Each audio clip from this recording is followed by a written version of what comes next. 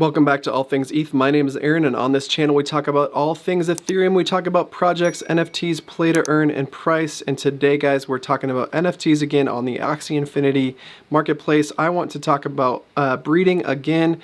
I've been really into it lately. Been breeding the Reflectiles, or the God reptile that has been big in season 20 so far, and I've made some sales out of it. I made a video about how I made $250 in profit in my first breed, guys, and I want to show you why I ended up using that specific meta for my breeding choice. And the reason why is because I have found a website that essentially digests sort of the on-chain data and gives you a very good representation of what's being used, what's being sold, and what prices, and how many, and a multitude of information about the marketplace. So guys, let's jump into my my screen here. I want to show you real quick what I've been doing. I did decide to, let me refresh my screen here, sorry about that.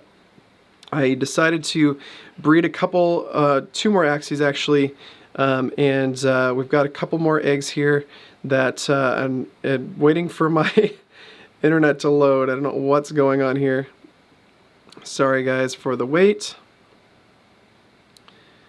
I think it's snowing outside. We're getting some issues with our wireless transmission, but anyway, we have a another. This is one of the Reflectiles that I bred, guys. That I made from the parents. I sold one of the parents. This is one of the original parents.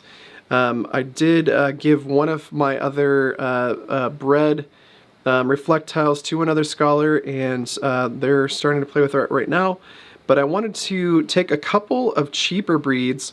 I bought this guy for under $100. I bought this guy for under $100, and I wanted to see if I could get the same results, because these guys are selling for about $205 to $250 in the marketplace, especially if they have good genes and are zero breeds. So I wanted to put them in the marketplace and see if I couldn't sell them for, breed them with some cheaper parents and get a higher return. So that's what I'm doing with these two eggs. But another reason why I'm doing this is, guys, this site, Axie Infinity, Axiscollar Pro is the site, and I'm gonna link that in the description below. But this is a fantastic site. So it's if you click on these different things, you get prices, you get meta, you get guides, tools, login, etc. So right now I'm going to click on the meta tab, and I believe that's where we are right now. And you can choose where your scholars are, what MMR they're at, and what do you think they might benefit from using. So excuse my internet connection again, guys. I am running quite a bit of things on the system right now. Actually, I've got Townstar running in the background, and it's searching for an internet connection. I just think I've got a bad connection today. Oh, and we have another couple tabs open here, so maybe I should shut those down next. But so MMR. So at the top of the MMR 1350 range, the highest win rate is actually, as far as number of wins, is still the double aqua plant. And if you click on this, you actually get the cards that they're playing. So risky fish, koi, goldfish, risky fish, goldfish, Nemo, serious pumpkin, carrot, and they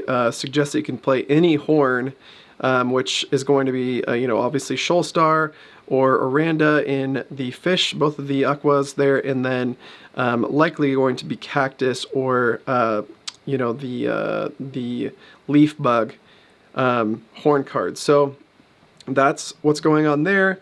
You can see the win rates, you can see the win-loss percentage, the ratios here. Not great ratios. You would love to see a 50% ratio here, and that's probably just due to the fact that it's in the lower MMR 1350, which isn't terribly low actually. What I'm requiring of my scholars currently is that if they have 3 Axies and only 10 energy, that they stay above 1200 MMR, and they get a average at least a 50% win to loss ratio, so they're making 5 SLP every game. Likely at least above 1200, you're getting 5 every game, right? And then if you have 20 energy for the day, because you have 3 axes, 20 energy, if you make a 50% win rate, you're making 50 SLP a day, and that's what I'm requiring. So my old requirement was just the minimum of 75, staying above 800 MMR, and making all of the adventure SLP. Well, now there's no adventure SLP, obviously, so, and no daily check-in, so making 50 SLP is a little bit more challenging because you do have to stay above 1200 MMR, but if you do have this, the double aqua plant, the standard, team that's been around since season 18, at least, that's when I got started, at least, season 18, it's still a viable option. In fact, I do have one scholar that is playing the AAP team that everybody knows and loves, that is at least at 1350 and making that 48 to 50% win to loss ratio, and I think she's pulling down around 60 to 70 SLP per day, and that's fantastic, especially for a newer scholar. Hasn't been around as long as some of my older scholars, and just a great way to start. So it is still a viable team. In fact, the greatest bit about this is that you're only spending, $205. You can even do a Rimp Beast bird plant combo. The win to loss ratio, not terrible, 48, about the same as the AAP. If you want to spend a little bit more, not much more, is you get the double dusk, and you have the 52% win to loss ratio, and that's pretty great. So let's look at that real quick and see what cards are being used in that specific team. Maybe I have to collapse this first. Come on. Sorry guys, again, my internet connection is pretty darn slow today. And maybe it's not working on these dusk. Might have to come back to that. But this is a great resource for checking out, if you're starting a scholar team, you want to look at this lower MMR range. And I would highly recommend going with the AAP. It's the easiest team to play with, and besides maybe the Rimp Beast, and then you have the Little Owl. You have Post Fight, which and then you have Eggshell and Pigeon Post on that bird, and then the classic Sirius, Cactus, Carrot, and Pumpkin in your plant, and you're gonna have a decent win rate as well. I wish this would open. I have a feeling it's because of my internet connection right now, but let's move on to the pricing tab and see if this will work for me. So this is a fantastic way to figure out what's breeding well right now, what's in demand, and I'm going to actually go by parts combination, and I hope that it loads semi-quick here. Of course, it's going to load the ads first. It is analyzing on-chain data, so it does take a little bit of time, but guys, man, I have a slow internet connection today. So here is what's in meta from a sales perspective. So I'm going to go to trades because that's going to give me the most trades, the most liquidity, if you will, in the marketplace. And look what's on top, the Reflectile / God Mech, or God Reptile, guys. We have the Kataro, Scaly Spoon, Indian Star, and Tiny Dino right at the top with 867 trades and a volume of 117,000 traded total. So that's pretty crazy. And then it also gives you the prices, so the minimum, average, and max price, and as far as the trades go, and it's pretty fantastic. I do think if you are selling ones that are more pure, or at least have better genes, like triple Scaly Spoon or triple Indian Star, or both for that matter, you're going to have a better chance of getting higher to that max price. I did sell one.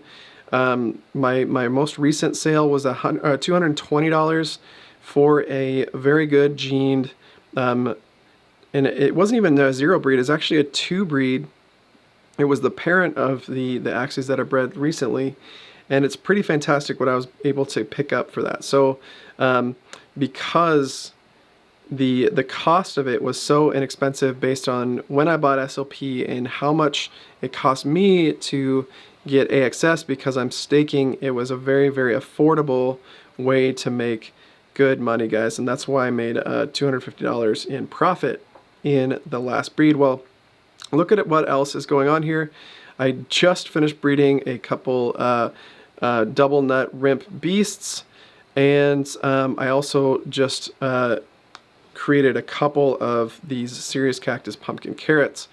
So I'm really surprised to see we have a $206 max on these, because the floor, guys, is $30 and right around $40 is the average. Now that makes it pretty tough to want to breed these. There are a lot of trades in these, plenty of volume obviously as well, because they are the most popular plants. Before, like I showed you in the meta action, this is the most common for that bird beast plant combo or the AAP combo. This is the plant that goes in the front lane. It's just the ubiquitous way to get started in this game. And do want to look at a couple other things. If you want a little bit more expensive thing to breed, this is the bird we were talking about, the little owl eggshell pigeon post fight. Has a lot of trades, a lot of volume, a little bit higher average price, if you will. It's if you did buy your SLP cheap and you're willing to give up your AXS, it could be a valuable option for growing your scholarship team. But I would recommend maybe scrolling down and getting into the Risky Fish Shoal Star, Goldfish Nemo, or the Koi Tail version for the back lane. And I would just recommend buying these guys, because you know, trade in your SLP for Ethereum or wrapped ETH in the game, and just start cranking out more and more of these as far as purchases, not necessarily breeds, because they have been really bred to death. But they are, again, the most ubiquitous and most easy team to put together, and is still viable in Season 20. And like I said, they're one of my scholars is in the 1300 to 1350 MMR range, and doing fantastic, making over 50 SLP per day for me, and we split the profits 50-50. So with that, guys, I don't have much more to add to this video. There are a couple other tools in here. There's some guides. You know, the best tabs are these meta tabs. Another thing to look at when you're breeding is go up to this high MMR range, this 3000 MMR. Check out what's meta. You know, double plant bird is fantastic, bug aquatic. Try to find yourself something interesting. You know, these teams are so much cheaper than they used to be. I mean, look at the pricing on these. $196 for a 3000 MMR range. And guys, this really just speaks to the level of competition we got going on. It's not necessary to buy your way into the higher ranks anymore, because we've just got nothing too expensive anymore. As far as entry level, you know, Axies go, your team doesn't have to be $900 like it used to be. When I started, you know, these classic plants, the cactus, serious, pumpkin, and carrot plants were selling for $350 a piece. You can buy an entire team for less than that now, and if your skills are good, you can be in the higher MMRs. So I think that's all I've got today, guys. Thank you so much for watching, and we hope to see you in the next one. If you like crypto and coffee, head over to friedrichscoffee.com and pick up yourself a 12-ounce bag of roasted to order coffee. We ship to the continental 48 United States, and if you'd like to get free shipping at checkout, use code FREESHIPUSA. And that does help the channel out, guys, because I do make a commission with every single sale on their website. So help me out if you're a U.S. national and live in the U.S. obviously, and love coffee and crypto. We'll see you in the next one, guys, and God bless.